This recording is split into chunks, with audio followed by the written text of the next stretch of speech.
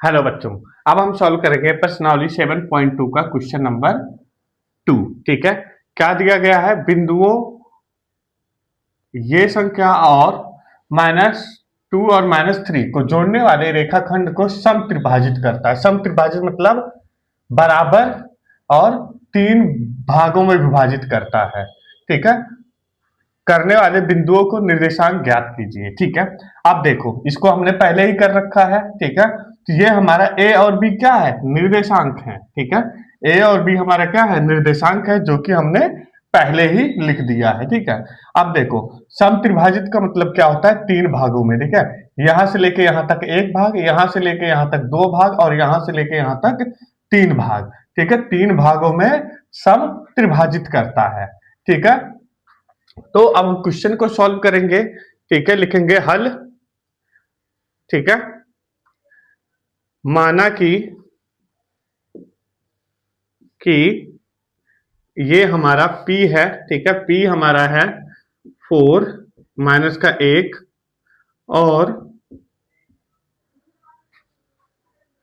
Q हमारा है, देखो Q हमारा है x1 और y1। ठीक है, इसको हम x1 और y1 मान लेते हैं। ठीक है, बिंदुओं A, ठीक है, A है हमारा, कितना है A? 4 माइनस 1। ठीक है, और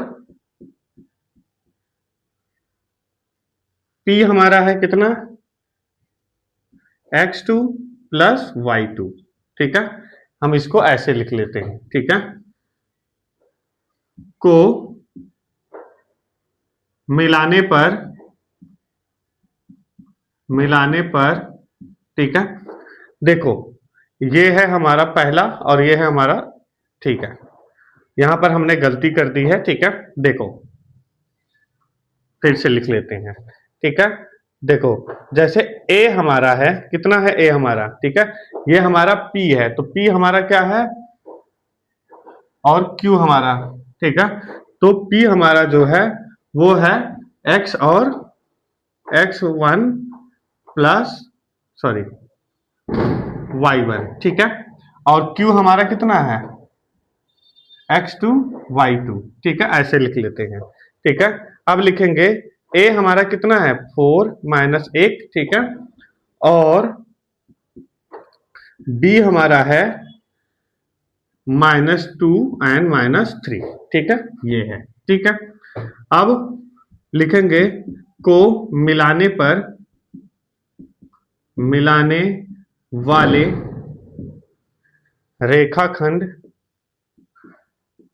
रेखाखंड को क्या कर रहा है? सम त्रिभाजित करता है। ठीक है, सम त्रिभाजित करता है। ठीक है,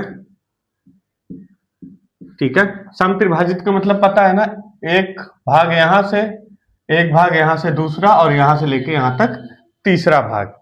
ठीक है, अब इसका हम रेशियो बना लेते हैं। ठीक है, रेशियो कैसे बनेगा? मान लो ये एक रेशियो है, ये 2 रेशियो है और ये दूसरा रेशियो है। ठीक है, तो ये एक, ठीक है, एक और 2। ठीक है, तो एक ये हो गया और एक और 2। ठीक है, तो ये हो जाएगा एक और 2 के रेशियो में हो जाएगा। ठीक है, और दूसरा हम रेशियो निकाल लेते हैं।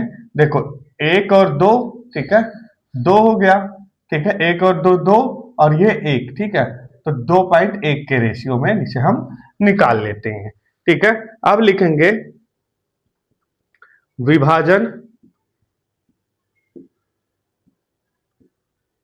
सूत्र द्वारा या फिर सूत्र से।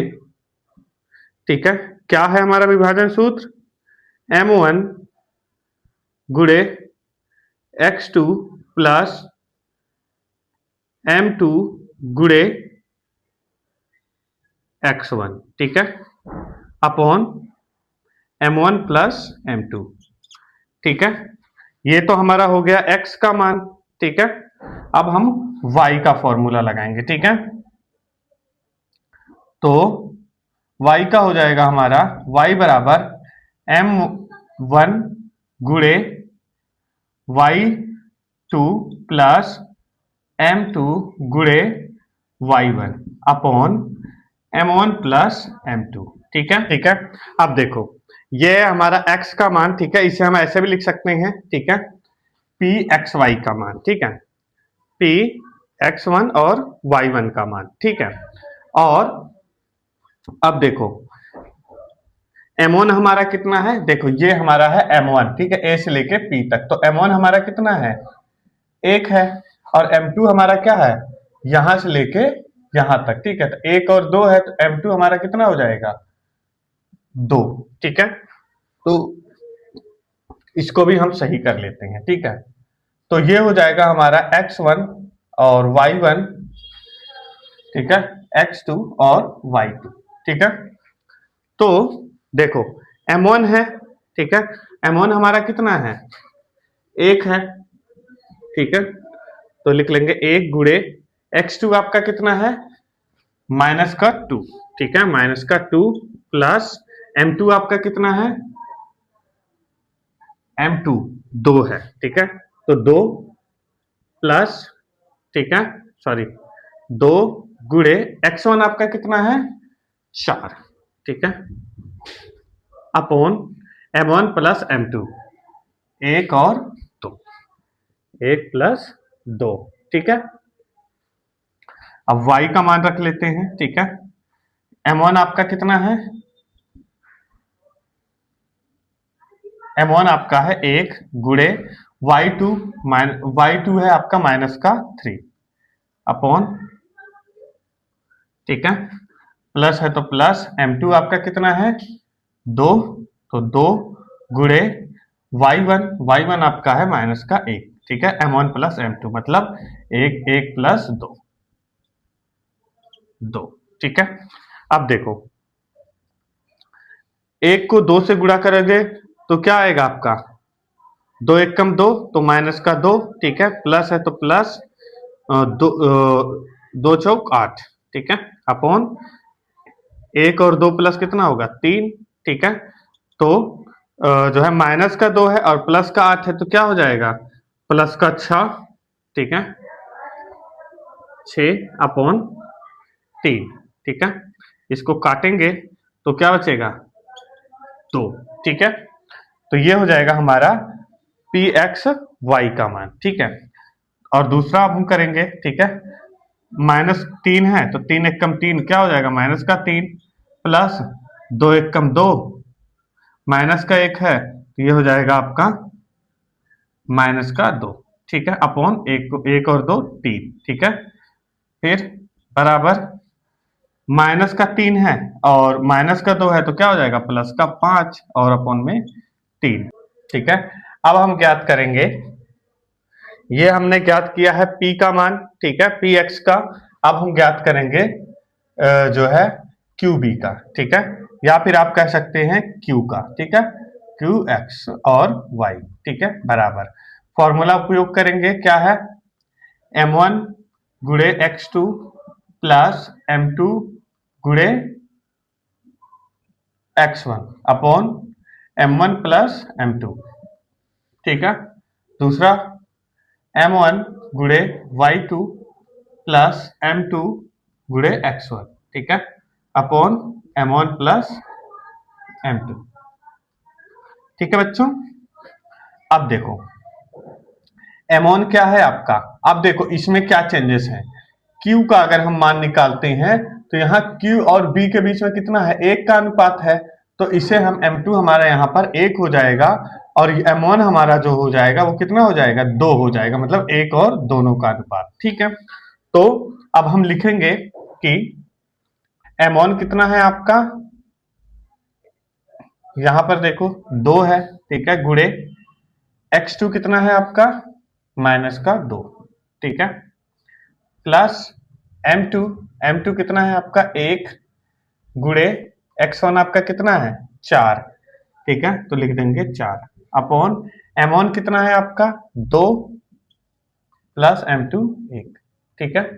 अब m1 और y2, m1 कितना है आपका 2 है तो लिखेंगे 2 गुणे y2 कितना है आपका -3, ठीक है, प्लस m2, आपका है 1, ठीक है, गुणे